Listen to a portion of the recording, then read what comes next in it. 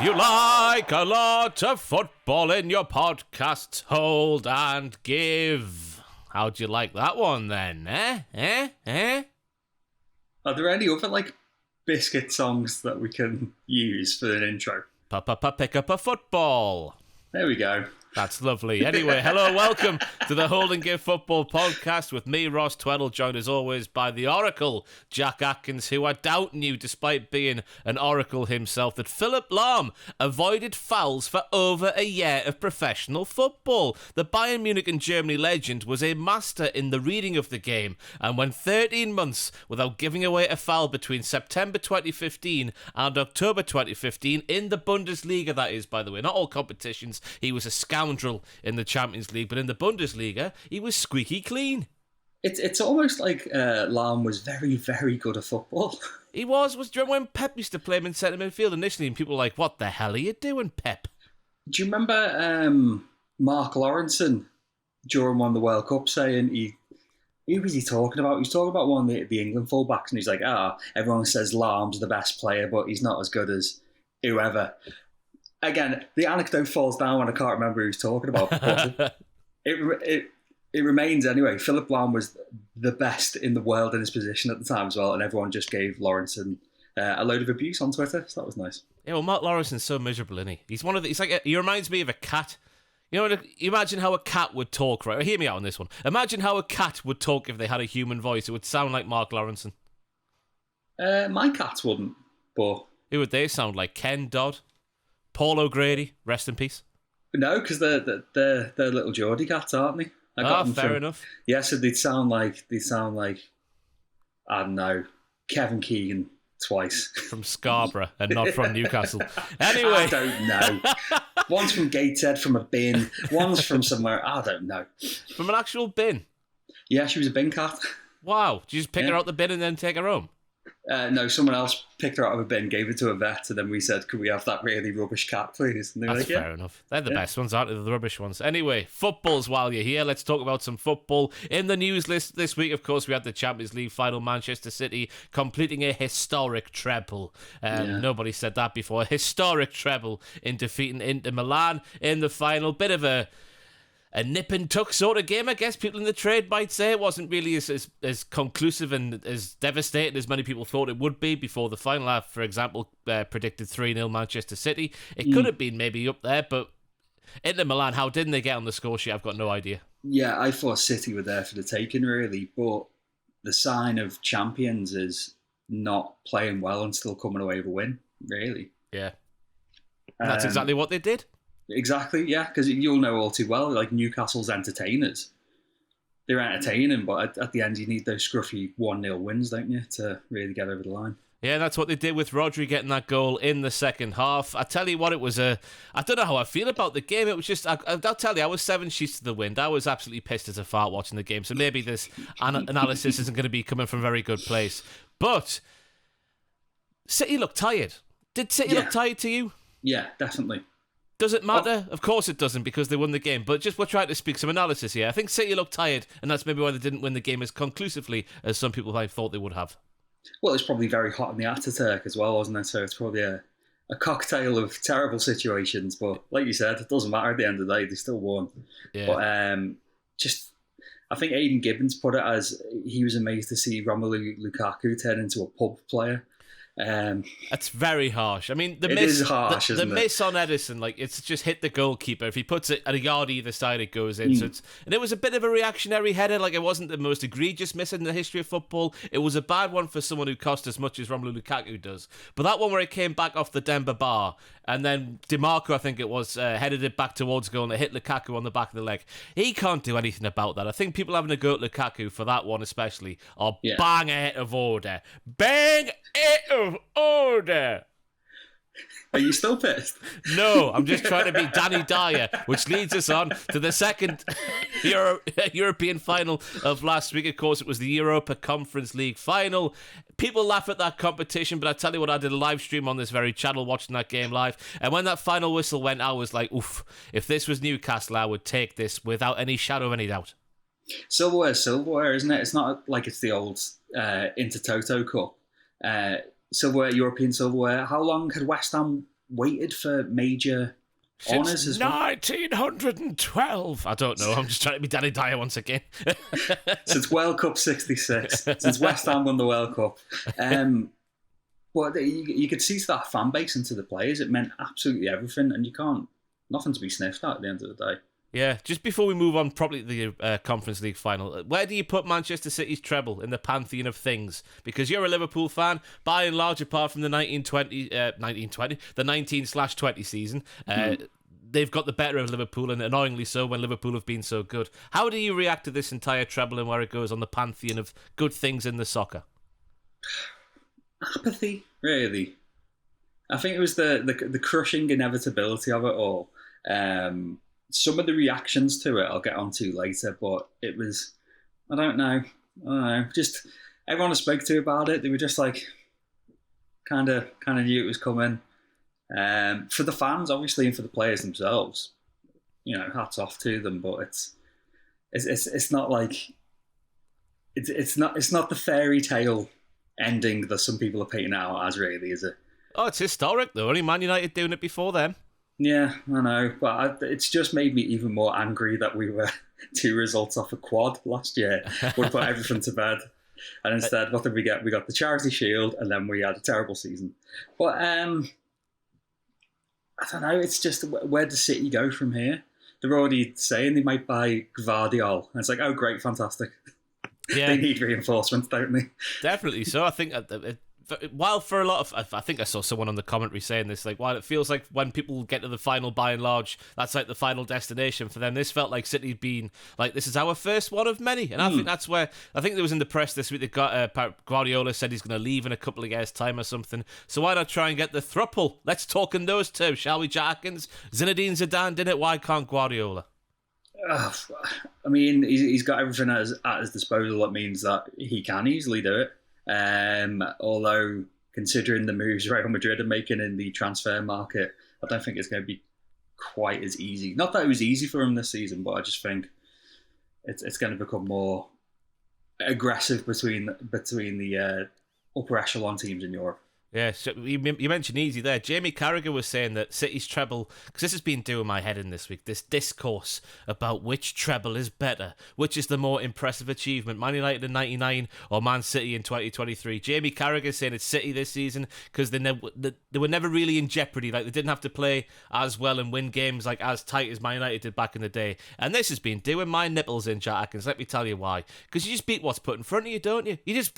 I think you can just look at them both like that. Oh, sorry. I'll get my hands level. My sense of balance and space awareness is terrible. My hands are level, if you can't really tell. I think they're on the same pantheon in the achievements of football. I think they're both historical things, and they should be celebrated as that. Don't compare them, you twats. Yeah, just. I mean, from fans of neither team, there's going to be a conversation around it. But like, for City fans, just enjoy it at the time. As for me, I'm probably going to say United. But I'm not really arsed either way. They both won the treble and my team haven't, so... This time. Anyway, back to the Europa Conference League final. It was a very frustrating game for West Ham because Fiorentina just put their foot on the ball and tried to stop the game, just like sort of like knocked it round the back. That's exactly what they want. They were a typical Italian side on the night. Did you see the game? Yeah.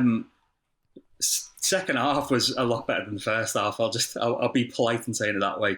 But you nail on the head there. Typically defensively minded, build from the back, Italian performance. But when West Ham were on the counter, it was just like galloping, swashbuckling football.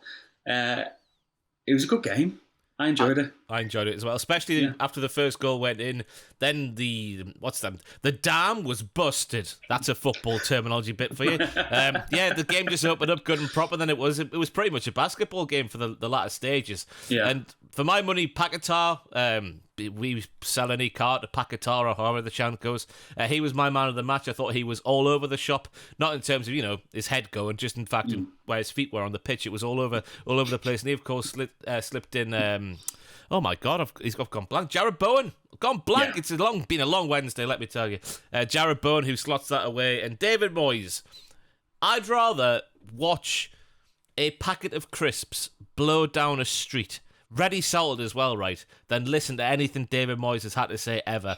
I think he's one of the most boring, what am I even trying to say here? Maybe I'm just the same as him. He's a boring bastard, isn't he, David Moyes? He's miserable. He's horrible to listen to in the press. But watching him go radio rental down that touchline, not quite a full Mourinho, as he said himself, and then saying the stuff with his dad, like giving the dad who still goes, I think he's 86 years old and has hearing aids and stuff like that, still goes and watches his son's teams play, seeing the medal get put round David Moyes' dad's neck, and then just seeing David Moyes loosen up a bit, dancing like your mother at a wedding in the dressing rooms afterwards. It's been fantastic. That David Moyes, my opinion of David Moyes, has completely changed just off the back of that final.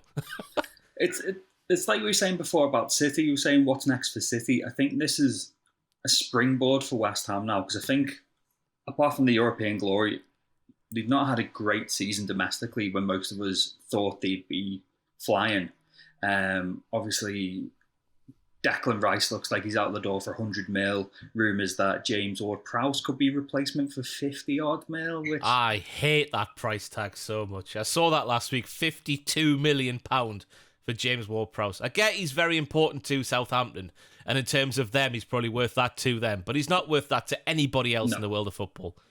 No, especially he's 28 going on 29, and he's just, Southampton got relegated at the end of the day, but it's the English tax, and if they invest the money wisely, I don't see why they can't be gunning for top 6 next season. You think they have to be for David Moyes to keep his job? Because I think that really did save his job winning that final. Because he's towards the end of the season, it's easy to say, but it did seem like he put all the eggs in the Europa Conference League basket, if there even is a Europa Conference League basket. But yeah, that was the sobering news for West Ham fans coming out the final. They're going radio rental, celebrating their first trophy since 1903. And then David Sullivan the next morning went on Talk Sport.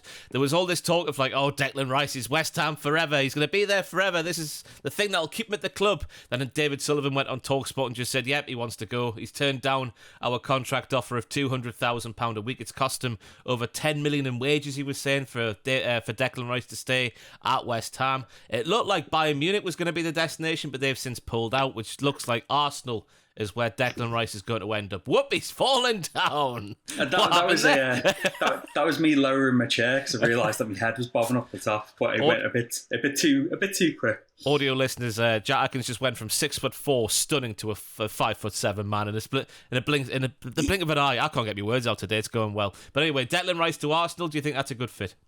Yeah. We've been saying recently when we talk about teams of the season and that Arsenal have developed the youth well and they've invested well and they've built a good spine, and just adding Declan Rice to that mix, if they're looking to go one better than this season. Yeah, and like you said, it's English tax a little bit, 100 million, but he's younger than I thought. I've got it here. 24, I think he is. 24, yeah.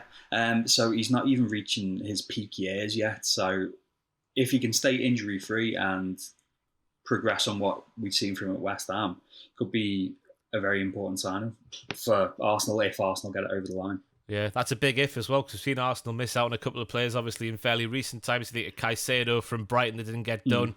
Mudryk as well. They won't be moaning about that one, the way he's been playing for Chelsea. But you think about Granit Xhaka, apparently he's off to Bayer Leverkusen this summer. So in terms of perfect replacements for what he was last season, especially, because he really pulled his finger out of his arsehole, the Granit Xhaka, and he was the leader that he seemed to be, that he thought he was in his own head, I think, because I go back to that interview he gave after Newcastle costing the Champions League position place in the Premier League, and he was doing some sort of rallying cry about players need to be tougher and this, that and the other. I'm like, you've barely done that yourself, pal. But in terms of what he did last season, Declan Rice seems like the perfect replacement for that. Jimmy Milner. He is Brazilian. We won't sell for 20 million. On the wing, he's effing brilliant. Jimmy Milner is what Newcastle fans used to sing before Mike Ashley sold him for 12 million behind Kevin Keegan's back. He's on the move again, though, in 2023. He signed a one-year deal just before we came on the air this afternoon with Brighton. That's going to go through when his contract at Liverpool expires on the 30th of June. The 37-year-old, this is what Brighton have been saying, arrives after 8 years with the Reds, during which time he won the Premier League, the Champions League, the FA Cup, the European Super Cup and the Club World Cup. What are Brighton getting apart from a guy who's very good at a bleep test? A utility man, a locker room leader, on the pitch. I don't know. There was the two schools of thought within Liverpool fans that I'd seen online. One half of us were just like, we'd like to see him stay in the hopes of, bedding him into the coaching setup if he wanted to go down that route. And then the other half were just like, if we're offering a new deal to 37-year-old James Milner when we're trying to, get back to the top of the league. But what a player he's been. It's been on the cards this for a while, the Brighton move. Some of us were expecting for the season that's just finished. We thought, he'll probably end up at Leeds, and then he stayed with us for another season. He's gone to Brighton.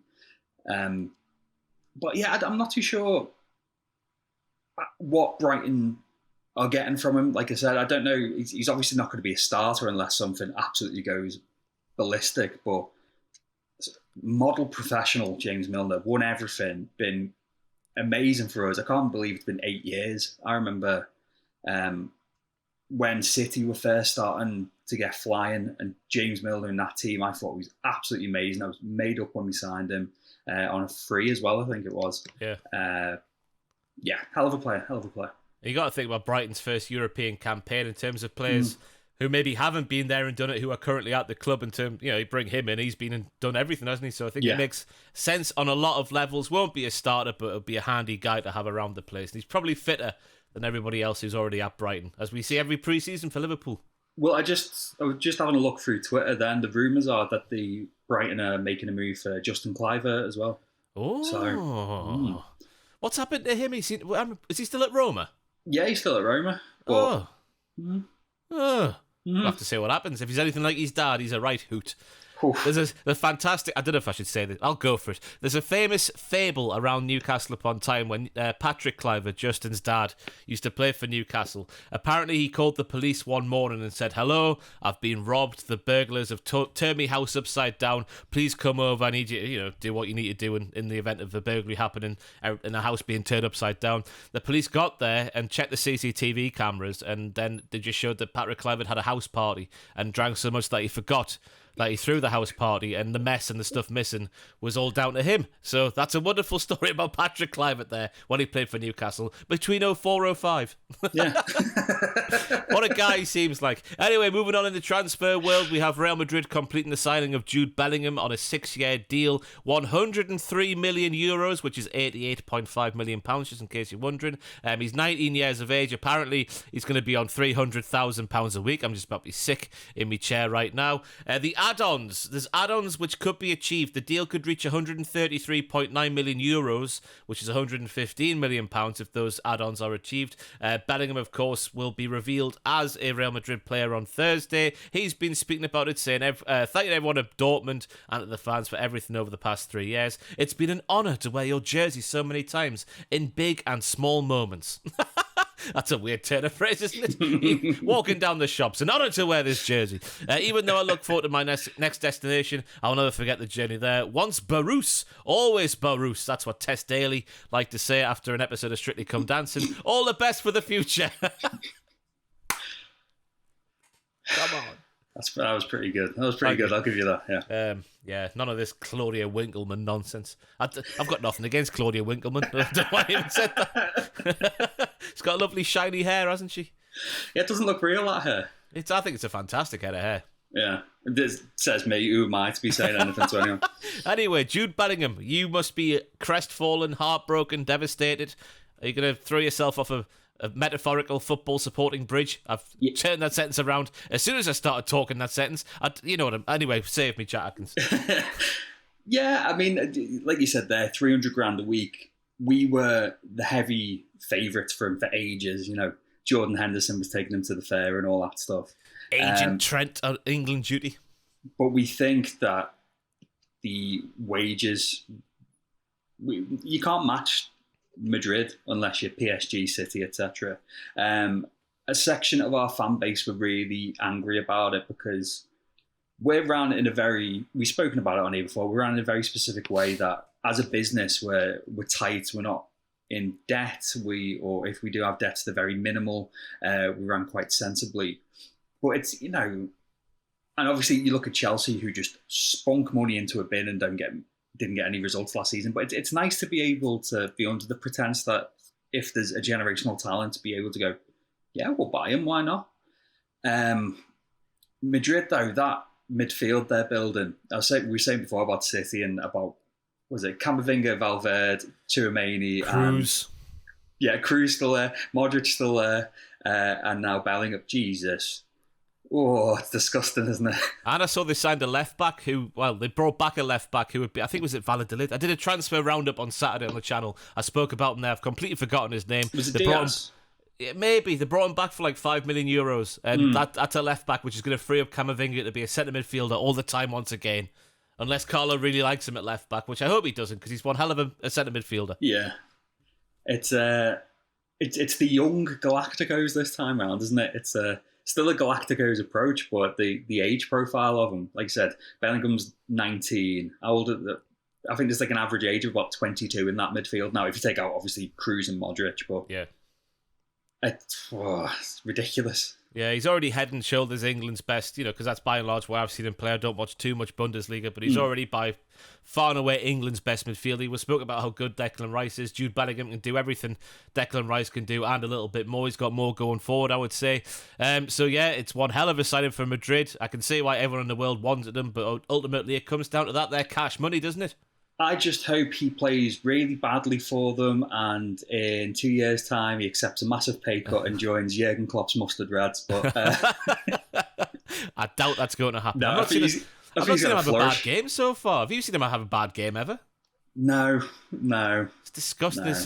Some people are just born with it, aren't they? And Jude Bellingham is most certainly one of those. And next up on the things relating to Liverpool in some form or fashion podcast, we have Celtic, who are close to finalising a deal to bring former Reds manager Brendan Rodgers back to the club. Rodgers, of course, was sacked by Leicester in April before they were relegated from the Premier League. He left Celtic first time around in the middle of the 18-19 season to join Leicester, with some Celtic fans unfurling banners criticising him for a lack of loyalty. Rodgers, who is a lifelong supporter of Celtic, spent 4 years up there for the first time, and he won just about everything, but I think there's an asterisk next to most of those wins because Rangers weren't as close as they are now to them. Mm-hmm. Yeah, I think we were mentioning this on the last podcast that from what I've seen online, there's a lot of Celtic fans who aren't very happy with this. I don't know if it's just because of the way that Rodgers left, that he used it as a stepping stone basically to get back to a top table Premier League team, or because it was a weird one when, again, I always bring it back to Liverpool, but that's just because it's my bread and butter. The relationship he had with the Liverpool fans, like, we always felt that he was a bit of a knobhead, really. No, he's a great character. He's a wonderful human being. Like, there was rumours spread around the city that Liverpool fans used to laugh at, that he, like, how am I going to word this? It was a rumour, obviously, probably didn't happen. We'll throw the words allegedly out there, etc. But that he interfered with dogs. So, what do you mean interfered with dogs? Like, just nicked them from a garden and took them for a nice walk? Or do you mean... like the fictional character from Phoenix Nights, Keith Lard. Wait, dog nonce? Yes. Yes. What? And we used to laugh about it. We were like, yeah, of course he does. It's Brendan Rodgers, isn't it? Just on the dog stuff, right? It's amazing how footballers and dogs come together like they do, because obviously when Roy Keane got sent home from the 2002 World Cup, he was back home and he spent a lot of time walking his dog. So when they're doing the news reports about, the falling out Mick McCarthy and Roy Keane with had back in the day, a lot of the B-roll footage was of Roy Keane taking his dog for a walk. And off the back of that, Newcastle fans made up a chant for Roy Keane when he became Sunderland manager, which went as follows: Keano, he wanks his dogs, Keano. He wanks his dogs, Keano. He wanks his dogs, Keano. Keano! That's how it went. Hours that would last, that chant. Hours. I saw a video on Instagram today of someone wanking a goldfish. Oh my God. How is that even possible? Brendan Rodgers is apparently going back to Celtic. What's your thoughts on that?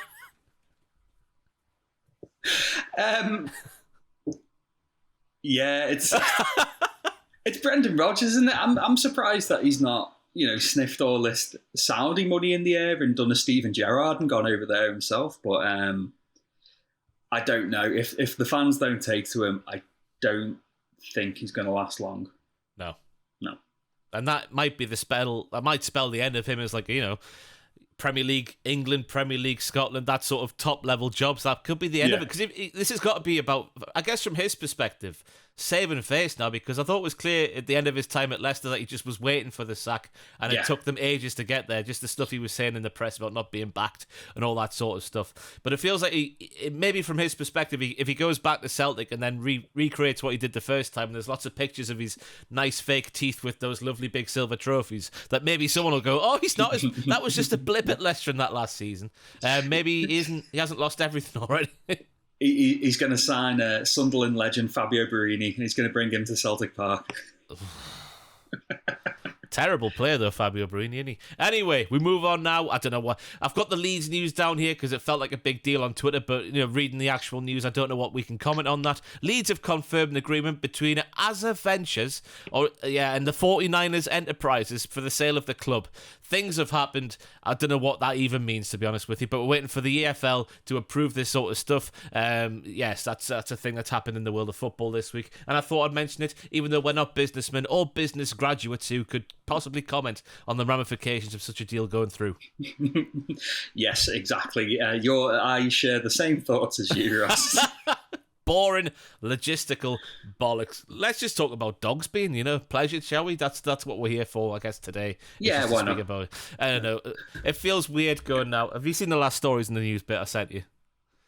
It feels weird going from what we've just been talking about to the news that legendary AC Milan president, leader, he took the club from rags to riches.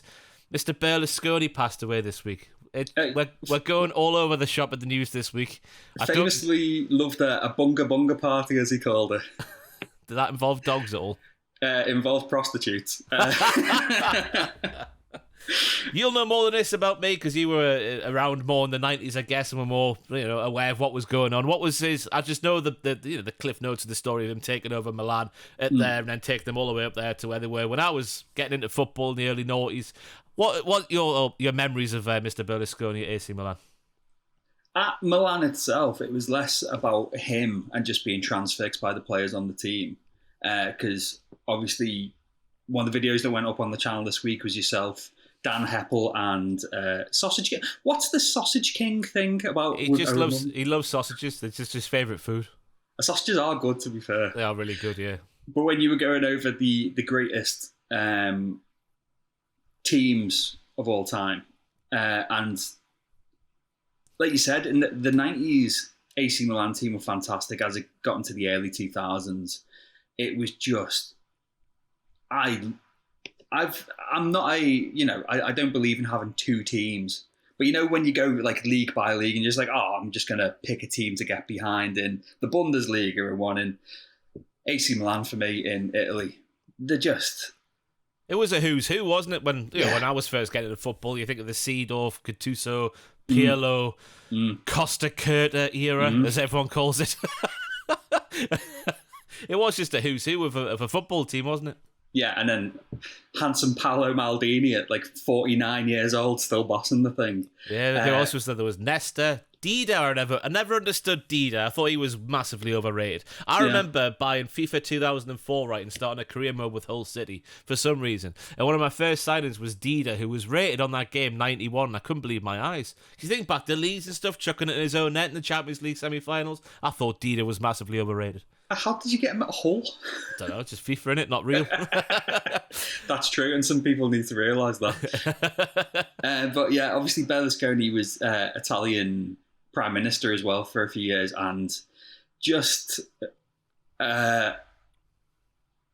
he was a controversial man. We'll say that. Like I said before, I saw Bunga Bunga trending on Twitter, and I clicked it, and everyone was saying, "Oh my god, the king of the Bunga Bunga party is dead." Long live the Bunga Bunga. There's a soundbite for everybody. But yeah. Yeah, just an odd man. But I think to be successful, sometimes you got to be very, very odd, haven't you? Oh, big time. There's no such thing as a normal billionaire. That's what the famous saying always says, isn't it? Yeah. And elsewhere in death news, that's a very unsensitive way to put it. Chelsea legend John Hollins has passed away today. Over 600 appearances for Chelsea. His son's on BBC Breakfast, or was up until very recently. I don't know why I even mentioned that, but just, condolences and thoughts are with his family and pals and all that stuff. That's the end of the news section. Bit of a depressing note, but we got to talk about dogs as well, so that's nice. The highlight of the week, it's our chance to speak about, you'll never guess what, everybody, a highlight of the week that was in the world of football. I'll let you go first this week, Atkins. It was the sight of 71-year-old Claudio Ranieri crying his little eyes out after leading Cagliari back to Serie A. Did you see this? I did see this. It was very emotional on the pitch, wasn't it? It was wonderful, yeah. So, for those that are unaware, Claudio Ranieri, he joined Cagliari in December. They were 14th in Serie B, guided them to a fifth-place finish, overcame Parma in the playoff semis, then defeated Bari, I've got to say that Welsh, 2-1 on aggregate across the two legs of the finals to secure promotion. And as soon as the whistle goes, he is just in floods of tears. And I've always liked Claudio Ranieri. He always seems like one of football's nice guys. How can you hate him? Exactly.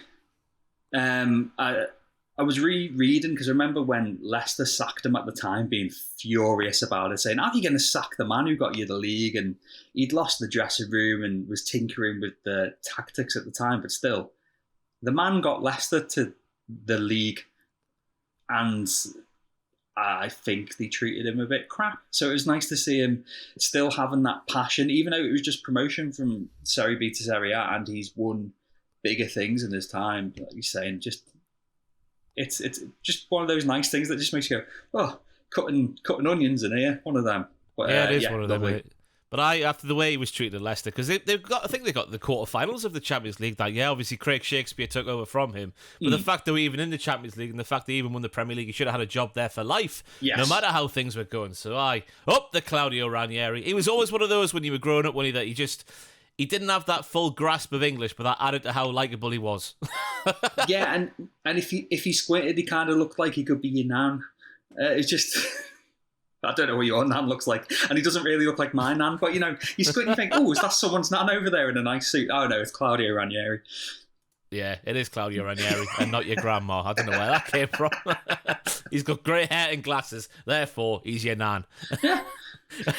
That's how it works. My highlight of the week has got to be the conduct of Jack Grealish. Now, I realise I'm speaking to the straight-edge scouser here on the podcast today, so obviously this pick won't be for everybody, but just it's been really refreshing to see from the point of view of someone who does enjoy a wee alcoholic beverage, seeing Jack Grealish act like everybody who does enjoy a little drinky poo from time to time would act after achieving something as historic as winning a treble in the football. Watching him not take his kit off for 48 hours after the game had ended, just drinking Grey Goose, calling himself the turkey, and how the turkey need watering. It's been really refreshing to see. There's not enough footage out there of footballers just acting like, I don't want to say normal, but you know what I mean, like the stuff you see from your pals from time to time. There's not enough of that, and just seeing him realising that he's going to get pelters, because obviously footballers have this, they are role models for the kids and all that sort of stuff. Him just looking that in the eye and going gulp with a bottle of Grey Goose has been refreshing to see, even though he must feel like a corpse as we're sat here right now on Wednesday afternoon. I saw an interesting tweet as well about this, which I think I probably should bring up, how the media have been portraying Jack Grealish by and large as being quite favourable, but spare a thought, like if it was Raheem Sterling doing the same thing, you got to wonder what the sort of coverage would be like. Yeah. I'm still waiting for the tabloids to jump all over this, and I hope they don't spin this into a narrative of him being like, "Oh, the party boy, Jack Grealish." Like you said, even though I don't drink myself, it's because footballers are so trained in how to act in front of the media. Just seeing someone like you said, be a normal person, just be like, I've just, this is probably the highlight of my professional career. I'm going to celebrate. And you're like, yeah, as long as no one's getting hurt, go for it. Exactly. And no one has got hurt as far as we know, apart from Jack Grealish's liver, which apparently will not last a few more years if he carries on like this. So it has been refreshing to see. He must be feeling... I think he's got a report for England duty this week as well, so he's gone straight from that weekend, not really sleeping. He said he was up for 2 days straight. There's that footage, I don't know if you saw, when he's in his hotel room with his friend from home, and his friend from home's just sat in the chair looking like not even a human being anymore, just like Gollum sat there just trying to cling on for dear life after what's been going on over the past couple of days. So yeah, it's always nice when you see footballers do normal people stuff, if that makes any sense to anybody. I hope it does, because it's just that's how, by and large, we would react in that sort of situation. You would obviously replace it with someone else. What would you replace it? What's your vice in life? That's a deep question. Chocolate. There you go. Yeah, but I wouldn't be sat there like Alan Partridge 4 a.m, just stuffing Toblerone down my mouth. I'd probably have a can of Red Bull, and I'd be eating some dirty fried chicken at 4 a.m, thinking, why am I eating this? I mean, it's amazing, but it's also awful, and I am aware of the situation. But it feels so nice going down, doesn't it? It feels so nice. Yeah. The twat of the week. I'll go first this time. I've got to give it a collective twat of the week. Well, I was going to put Jake Humphrey, because he's leaving BT Sport, and quite frankly, good riddance to bad rubbish. He was awful as a host. He claims he invented podcasts. It's that self-serving, wanky bollocks of, here are my world-class basics. I get up at 4 a.m. every single day because I'm a pretentious twat, and I'm better than you, and I think I'm better than you, so I'm going to tell you how I live my life, so you live your life in the same way, even though it's impossible for any human being who has responsibilities to live their life that way. So good riddance to Jake Humphrey, but the entirety of that BT Sport coverage on Saturday is the recipient of my twats of the week. The fact that he was on there saying, we're paying Mario Balotelli thousands to be here, and he's not saying a word. Des Kelly is probably the pick of the bunch as well. Yeah. Getting his media armband signed by Ilkay Gundogan live on air. How unprofessional and how pathetic can you get? Unless you're going to give it away. I don't know if he is going to give it away. I hope he was going to give it away to a good cause or something like that. If he has done that, fair play. If he hasn't done that, and if it was just for him to keep, look at my big occasion being here at the Champions League final. Get a grip with you, Des, you weird old man. And then we have Rio shouting English-esque, while Fabregas and his fellow countryman Rodri were having a nice moment together after Rodri has won a Champions League. Getting Grealish as well, like they did. The lad, you could see it on his face. He just wanted to go and just cry in a corner because he's realised the dream that we all have, being football fans, getting to a big club like that, winning the Champions League, winning the treble, and they just kept pressing them. Every bloody mention of Fletch and Macker on commentary, we've got to mention that when we mention BT Sports coverage. Well done, CBS, for saving football that night, because watching Mika Richards, obviously Kate Abdo, Thierry Henry, Jamie Carragher, just doing their stuff, it was so refreshing to see. I wish I could watch their coverage like live instead of having to put up with BT Sport here over in the UK. Laura Woods, spare a thought for her. Apparently she's taken over from Jake Humphrey. She announced today that she's leaving TalkSport, so she's got a lot of work to do over the summer to get that stuff right. It's really bad how bad it's BT Sports coverage has been awful for a long time, and I thought that was the cherry on top of the cake. It was weird, like you were saying, what they did with Grealish, because I remember when Liverpool won the Champions League the other year, Des Kelly had, I think, Salah and Trent ready for an interview, and then saw that all the team were running towards the Liverpool fans, and he let them go straight away. He went, "Don't worry, lads, go enjoy the moment." So to see that they've kind of, now they're just like, no, we need the content, get here, don't celebrate, we need to know your thought. Yeah, it was just a bit grubby, wasn't it? It was grubby and just unprofessional and just crap. It is crap. It feels like us two, right? If us two were given, £1 million a season to go and cover European football all around Europe, that's what we would produce. And we shouldn't be saying that about professional presenters, especially ones as pretentious as Jake Humphrey, who, let's not forget, used to be on CBBC. So you talk about your world-class basics. I know you got to take those steps to get to where he is and where he's been with the F1 and whatnot. But don't forget your roots, Jake. You were on there with Arthur the Aardvark, you idiot. Yeah, take that. Yeah. We need to get news rounds, Lizo Mazimba. We need to get him in the BT Sports studio. He'll steady that ship.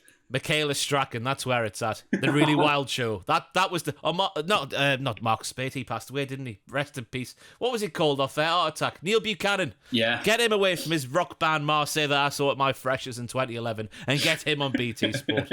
Let's have the coverage in the form of like art pieces that are made out of T-shirts. 1,000 T-shirts to make a bit of analysis for a Champions League final. That's what we want. So we go live to Des Kelly, and Des, you've made a hat out of dried pasta. Isn't that great? Yeah, Ilkay, will you sign me pasta hat? If he did it like that, more shamelessly than he did, I'd be on board. But yeah, down with the BT Sports coverage, up with the CBS. They're brilliant. So all the best to Laura Woods as well, who's taken over from Jake Humphrey. Yeah. Who's your twat of the week? It's Bernardo Silva. Shock. Sort of, actually. It's close. It's kind of a spin-off from yours. It's been the reaction to Man City winning the Champions League. I'm not taking anything away from the players, not taking anything away from Pep, the campaign, the fans, go for it. But the way it's been spun, like we're saying, I saw someone and this isn't the Grealish bit where he's talking to Thierry Henry, but on Twitter saying, "Oh, is Kyle Walker the best right back ever?" It's like, no.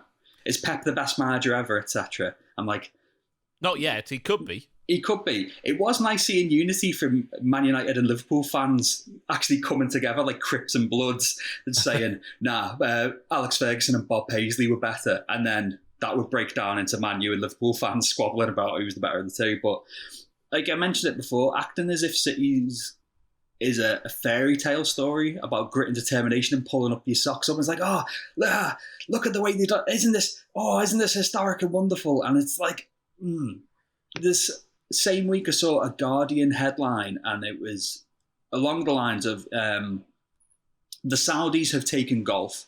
Will your favourite sport put up more of a fight? And we've already lost that fight a long time ago. It's just, yeah.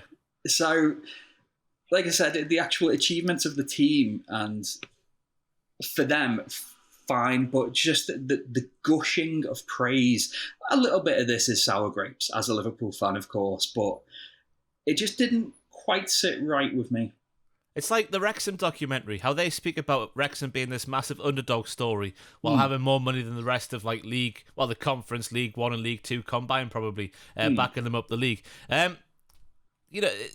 This stuff about money in football, and obviously the where the money comes from is a separate issue, but this stuff about Man City buying the Champions League, which they have done, Man United did as well, let's not forget. I hate this narrative. You go back to the 90s and look at all the record transfer fees season by season. By and large, it's Man United buying the superstar of the day. You go back to 94, 95, whatever it was, when they signed Andy Cole for $7 million from us.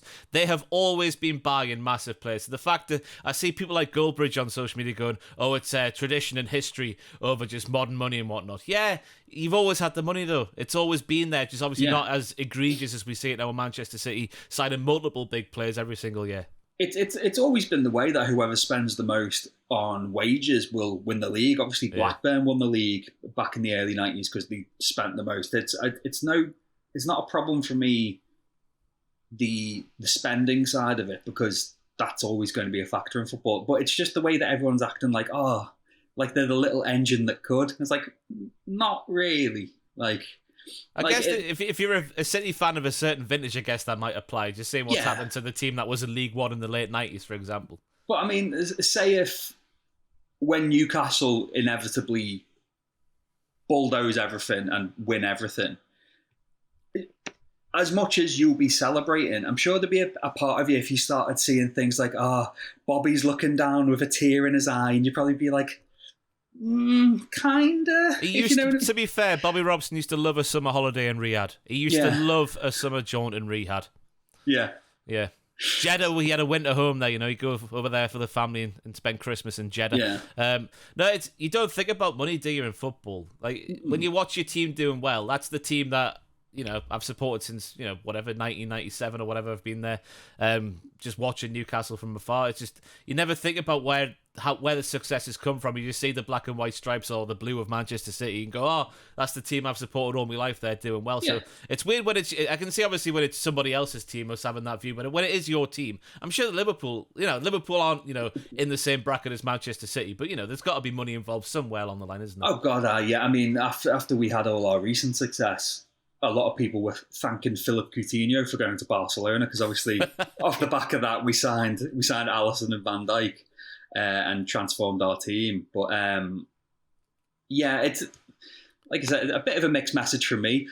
Who'd have thought? But it's less the fact that City is City, but it's more the fact that everyone's all the major articles are acting like they're not. If that makes any Yeah, sense. Yeah. I think my narrative for the final was Pep Guardiola not making a massive twat of himself. Go back to 2021's final, try to do the Ranieri, dilly ding, dilly dong, tinkering with his starting 11, taking Rodri out, the conductor, the guy who makes them tick. He started him this time around. Look what happened. He learned from his mistakes. That's my narrative for the final. Yeah. Yeah. It's it. We're just gonna have to get used to it, aren't we? This is City's time. I think I can't see when it's going to end, really. Me neither. But No. it's a City, you sit there as a Liverpool fan just going, oh, yeah, just going to have to get used to it. Imagine being a fan of the club from outside the traditional top four. What it's been like for the past 20 years. It's been disgusting to sit there and watch you rich cats. Then you try and bugger off and form your own league. You should be ashamed of yourself. I was. Yeah, should be ashamed. I was close to handing me badging off that. I was so glad that went tits up, but yeah. I can't wait for that to come back because it feels like it's not properly gone away, like fully gone away. I know it'll get battered down again, but it feels like those in power positions are still working on something like that behind the scenes. As long as Barcelona are skint and Real Madrid are greedy, it's gonna still come up because they're the two main drivers behind it now, aren't they? Really, so it's going to come up in some way, some shape, and some form. I mean, the Premier League was that idea basically, wasn't it, in the 90s? So yeah. There's always going to be an evolution of it, but who knows? Right, we now move on to the Roberto Mailbagio, the onion bag, the mailbag section of the podcast. Ross at holdangive.com if you want to send an email and have it read out on the podcast. Let's kick things off with a bit of a continuation from last week's Roberto Mailbagio. God, that's a mouthful. Hi, guys. Hope you're doing well. Been loving the podcast and the content generally. I heard your call to arms to hear from a Scottish fan who isn't either a Celtic or Rangers, and I'm here to do just that. Admittedly, I'm a Hearts fan, so we're just a tier below those two teams in size, so I'd also like to hear from others. In regards to what Jack said about have more people chosen to watch rugby, etc., in actuality, the Scottish League is the highest attendance league per capita in Europe. This season, just under 4 million fans went to Scottish games for a nation of just under 6 million. It's not bad going. That is really good going. That is, yeah. I can understand why English fans look down on the game, but from our perspective, it's a lot more real. It's tangible. Yes, for 99% of clubs in Scotland, we're never going to win in the top. Never going to win the top flight. I think that we all accept that, and it's the disparity is very depressing. But that's a discussion for another day. I guess that is. It's the dividend of funds, isn't it? It's always going to go to Celtic and Rangers for stuff like that. But due to how much clubs rely on fans going to the game instead of global recognition, we'll feel closer and have more of a clear impact on the clubs. Additionally, I get that many players have come from England and done well up here, but Christ, there's also a laundry list of those who would be an easy ride and has been disastrous. Shane Duffy at Celtic, Joey Barton at Rangers, wasn't it? Glenn Whelan, Gilles Pereira, Timu Puki. He was at Celtic, wasn't he, before doing stuff at Norwich? Ahmad Diallo, who's been doing stuff at Sunderland, and obviously Matty Longstaff at I think he was at Aberdeen, a couple of years ago, from Newcastle. Off the top of my head, so it's not as cut as dry as some may think. Hope this answers a few questions. Cheers, Daniel. I guess that would be it, wouldn't it? Just when you are not getting money from other sources, you put your money at the club and seeing that do things must be quite nice. Yeah, it's kind of wheeling back to what you were just saying about the European Super League. Then there was my friends and I were having discussions saying if this goes through, like, do we hitch our wagon to Tranmere or do we go non-league? Like there's like Prescott Cables and stuff around here, or is that just Prescott Cables is a football team around there? Yeah. Wow, what a name that is. Yeah. And there's Marine as well, which is based where about are they? They were in the FA Cup against was that the team against Spurs? I think so. Yeah. Marine, yeah. And I've met Marine fans before, and like you said, it's the idea of the traditional, the football club being the fans as well. It is a club that you are a partnership of and a member of, and yeah, it must be a rewarding experience. Like who was that? Was that Daniel? Yeah, Daniel said they're feeling a closer connection with it because you'll know as well as I do, being referred to as customers and not fans and all this stuff. It's not very nice. Yeah, it does. So, Reading that email there about the fans going as well in terms of the per capita, population as well. That's amazing. That's a mind-blowing stat, that. But it is that thing. It's like you support a team, don't you? You're not part of a club, which I guess is why every club is called a football club, because of how it used to be way back in the day. So yeah, cheers Daniel for setting us right. Hello Mr. Holden, give the next email starts. Loving the content so far and keep up the good work. My question is regarding the debate of a European place versus a trophy. As a lifelong Arsenal fan, I had the 20-year spell of no trophy but Champions League football every year under Arsene Wenger, which is discussed as an achievement in hindsight considering the finances available. He had everything taken away because that new bloody stadium, didn't he? Did wonders at Arsene Wenger. But there was no better feeling than that first FA Cup to end the years of no trophies. What would you prefer your club to focus on if they could only have one, a trophy or a European place? And how do you feel about that the domestic cups are often get forgotten, as it is more lucrative to get into Europe than win a trophy? Thanks. And that's from Ben. Now this is weird because we've got a Newcastle fan who win nout, and we've got a Liverpool fan who win most. Yeah. I'll let you go first, Ross. I'll let you go first. Trophies, innit? Every time. I would take... There was that year when Birmingham won the League Cup but also got relegated. I would take a season like that rather than... Maybe not finishing top 4 because that's like a silly debate, but that is the debate we're asking here, isn't it? It's a trophy. That's what the success of football teams are based on.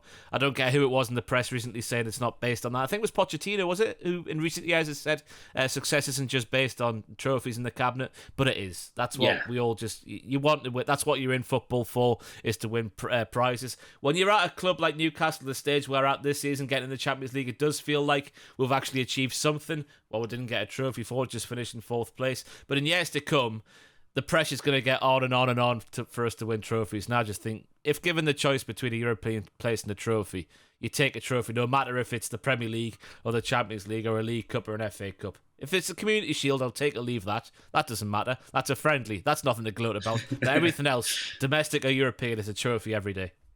For me, it's a European place as opposed to a domestic trophy. I mean... Is that because you've won them all, so many times already? Just because of the avenues that being in Europe opens up. And,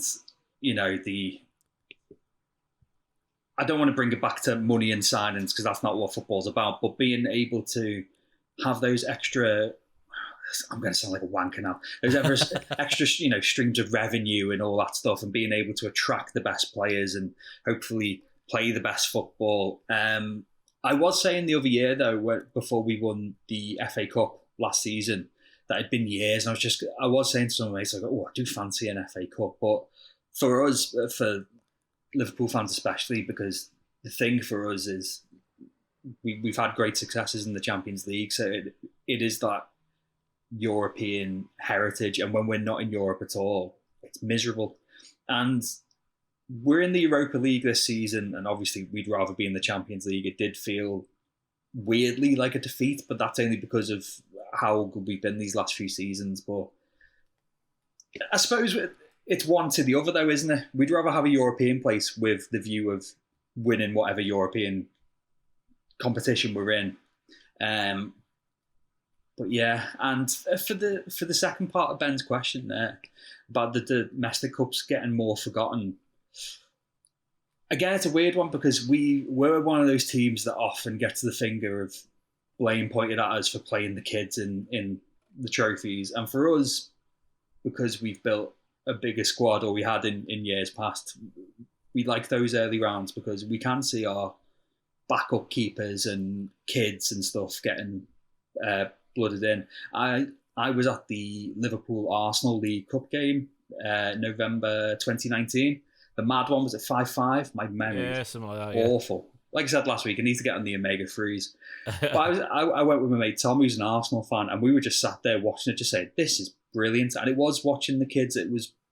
I saw Martinelli at the time. My mate was saying, he's one for the future in, and proving right. So I do like the cup runs, but it is a bit of a shame to see that they are, for most people, a bit... I think it's the mixture of it being fodder, and again, coming back around to it, the fact that City have just dominated the cups for large parts of these last few years. couple more different teams winning and getting up there, but it just feels like an exercise to them. Yeah, what we need for the cups for them to get back to where they were, back in the 80s and whatnot, because the FA Cup was arguably bigger than winning the league, wasn't it? Getting the FA Cup final day out at Wembley, all that good stuff. We need more money in it, because that's all it boils down to. It's just the fact that, for a Premier League place, because by and large a Premier League team, gets to the latter stages more often than not. You get more money for a higher Premier League place than you do for an FA Cup win. So I think if we get more money in the FA Cup and maybe more ramifications if you win the thing or get to the final of the thing, maybe you get like a Conference League spot or something like that. I don't know if that'll ever be a possibility. More financial gain for teams means teams will take it more seriously, because it's always the case, isn't it? Teams always start off not giving a toss about the cup runs by and large. I don't think any team just sets up going, yes, we're going to play our strongest team every single game all the way through the cup. It's all like when you get to the quarterfinals, then you start taking it seriously, then you go all in some cases. But if we had that financial thing there for the clubs, that's more on par with, a Premier League, not saying like a Premier League final place, finish price kitty, so to speak. But if it was just up there, I think teams would take it more seriously, because I think that's, going back to your point about playing the kids in the earlier rounds, that sets the stall out, especially in the League Cup, I think. Because if teams just took it seriously from the get-go because they had that little carrot or the massive carrot at the end of the fishing line dangling there in front of them, that would be how to set it right. But again, does that then make you think about what Spain and Italy have done with their cups and hosting the finals in Saudi Arabia? Hopefully not. I mean, I'd like to say, I don't think this is going to happen because they need to get the revenue. I'd like to see the semi-finals moved out of Wembley. Yeah. Even if they give it to Cardiff in the Millennium Stadium. So it's like, right, if you get to the semis, you've got a trip to Cardiff, and then if you get to the finals, you've got a trip to Wembley. Yeah. I don't know how much that would incentivize a team or a fan base, but it just change it up a bit, make it a bit more interesting. Yeah, because it's the case for every single team. I don't care how big they are. Once you get those semi-finals and finals, you're all in. You're gagging to win the thing, aren't you? Oh yeah. As I found out in my horrible disasterness this season with Newcastle. You'll bounce back. It was devastating, though. We didn't turn up. We didn't lay a glove on them. No, you didn't. And they were there for the taking. They were. I'll read Maris, the final email starts. Following on for a question in last week's podcast about the disdain for Scottish football compared to the Premier League. Why, in your opinion, are some competitions seen as inferior? I should have read these before putting them in there. For example, the League Cup is often called the Mickey Mouse Cup compared to the FA Cup, but once you reach the fifth round, there's little, if any, non-league involvement anyway. When West Ham won the UEFA Conference League on Wednesday night, it was described as a tin pot trophy when the prize for winning, in brackets, a Europa League place, is the same as the FA Cup. Could it just be that all football fans are arseholes? Probably. Thank you for the podcast. Never knew I needed. All the best, and how're the lads? From Jasper. Thank you very much, Jasper. That's an interesting point about the League Cup always being seen as the inferior one to the FA Cup. Is that just down to the fact that the FA Cup encapsulates the entirety of the football pyramid at the start of it? I know people don't really give a toss about the stuff that happens before Christmas. It's always the third round onwards. But is that, in my mind, I think that's what separates the FA Cup from the League Cup. It's just the magic of, you haven't Waterlooville's getting to where they wouldn't get because they're not in the League Cup. Yeah, and to go back to what you're saying, could it just be all football fans are arseholes? I think there is an element of, it is that snobbery about it as well. Because, like we always said, the League Cup's a Mickey Mouse Cup, but when we beat, when we beat Swansea for it, 2000 and... Oh, we beat Cardiff.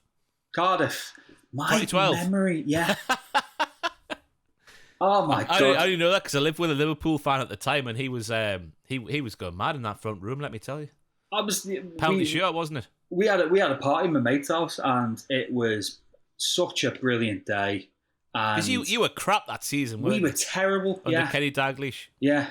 But we made the FA Cup final that year as well against Chelsea, I want to say. Yeah, because we beat Everton in the semis to get there. Get me on the omega-3. Jesus, this is years of blunt force trauma starting to play out now. But when we won it, like you said, we hadn't really won anything for a few years. We were coming over the hump of being a Roy Hodgson Liverpool team. And it was a great feeling. Winning any trophy feels great. Like, the only thing we won this season was the Community Shield. And if it was lovely because we beat City the first game in the season, thought, here we go. The league's ours this year.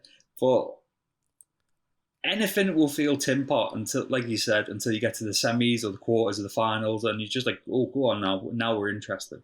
Tell you what doesn't help the League Cup as well is the fact the final's in February. Who wants a final in February? One in May, don't you? Yeah. Then again, that brings up another issue about, scheduling and players burning out and all that sort of stuff. So you can see why they hold it when they do hold it. But I think that's another thing that doesn't have the League Cup on the same sort of level as the FA Cup in people's perspective. How come the Conference League came between the Europa League and Champions League final? Because usually it seems like it's a progression of importance, but it seemed like it went, oh, here's the Europa League, oh, we've got to get the Conference League in there, and then it just seemed weirdly staggered. It was a bit odd, wasn't it? Yeah.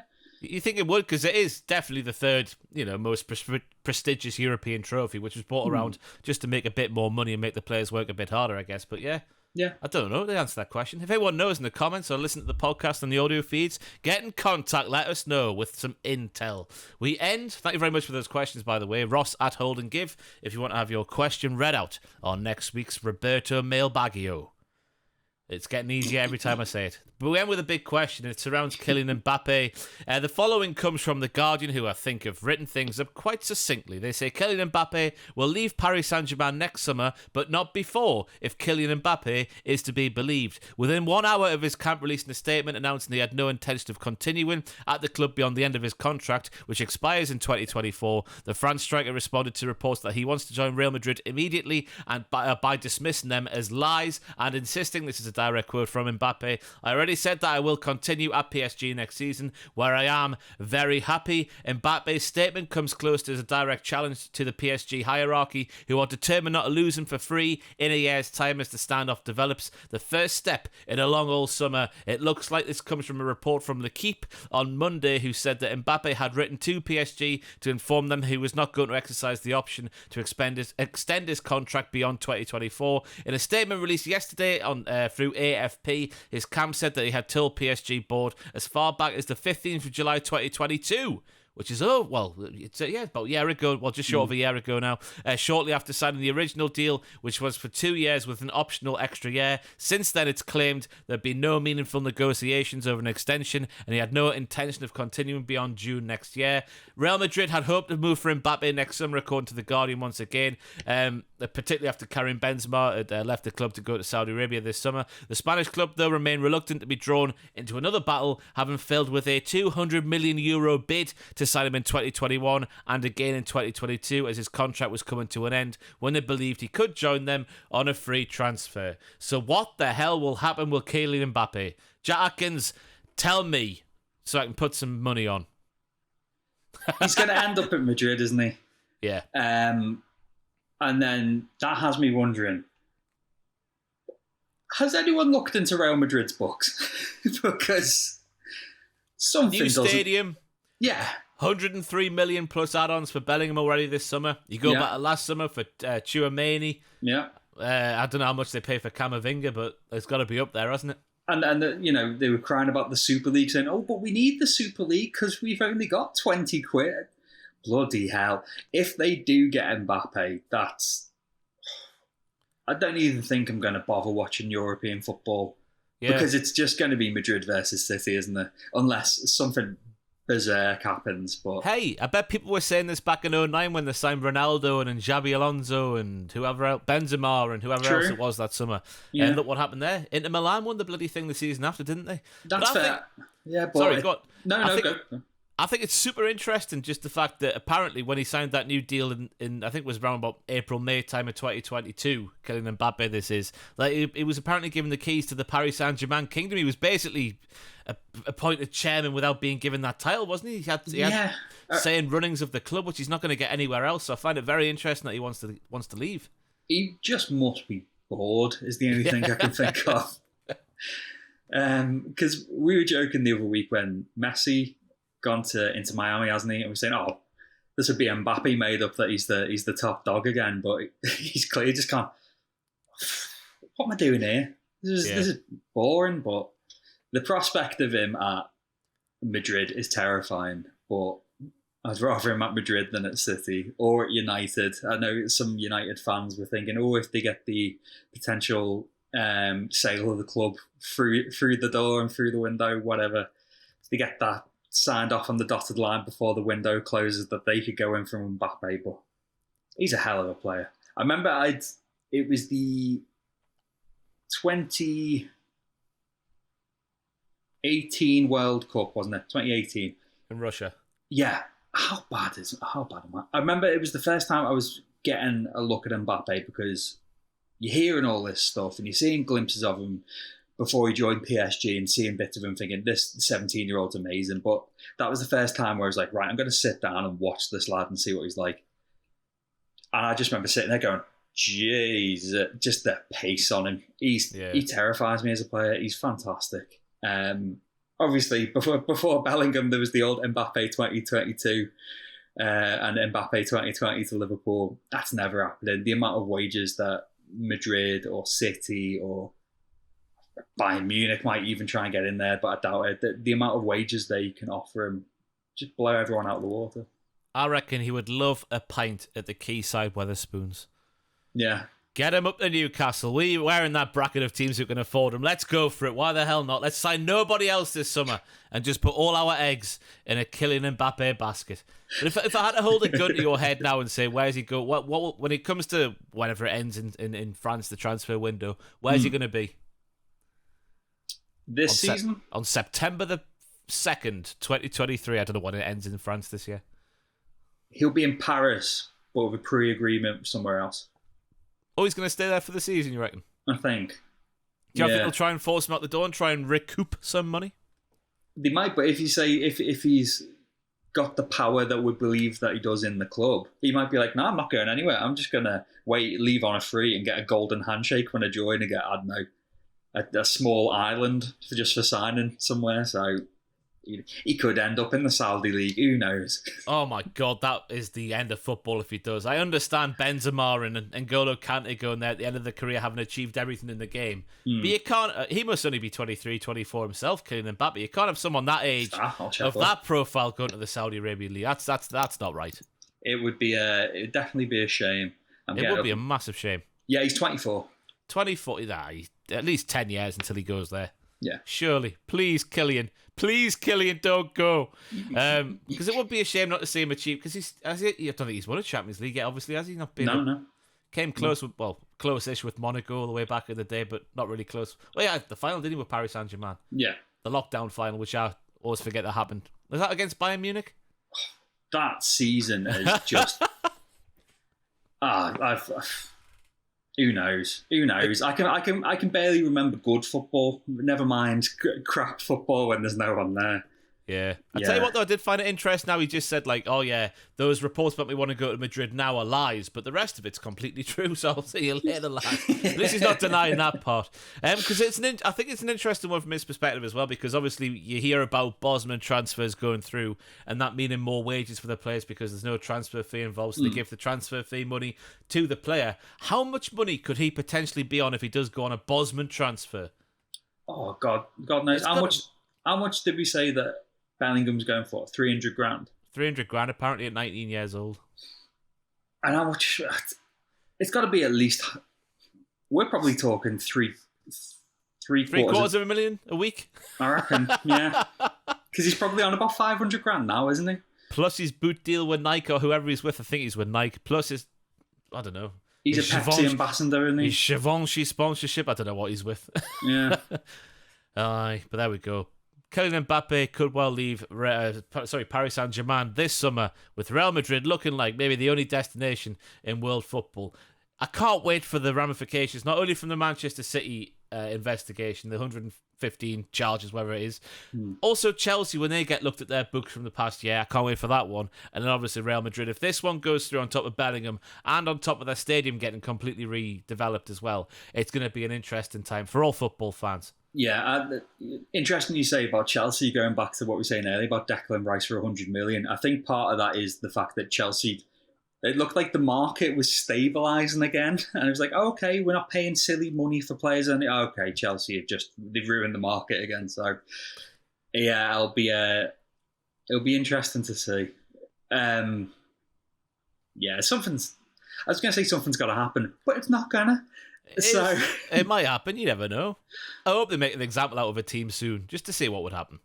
Yeah, just you better pray it's not your team. I mean, you haven't done anything yet, but everyone's gunning for you. We're doing things by the book, apparently. Also, Yeah. I've been told this deal with Seller, who didn't have a website or something last week, is completely above board. I think there's something to say about that, like, because obviously 25 million a season is still less than what Arsenal and Spurs get from their front of shirt sponsors. So we're not fully taking the piss with this deal, by the way. Yeah. Just to defend everything that's going on with Newcastle United at the minute.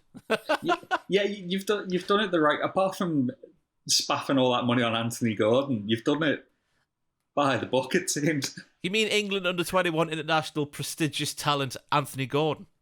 The very same, yeah. It's a fair market price. He hasn't been a flop so far. He has been a massive flop so far. He's a very frustrating guy to watch, let me tell you. But hopefully, with the pre-season and anyhow, he comes good next season. But that is it. We've gone from Kylian Mbappé to Anthony Gordon in the space of a blink of an eye, which is exactly the same thing in terms of footballers. So there we go. That was episode 4. Is it 4? Yeah, it is 4 of the Hold and Give Football podcast. Any closing remarks before we go away? I'm going to bully you to do what happened to that Wonder Kid next week. Yes.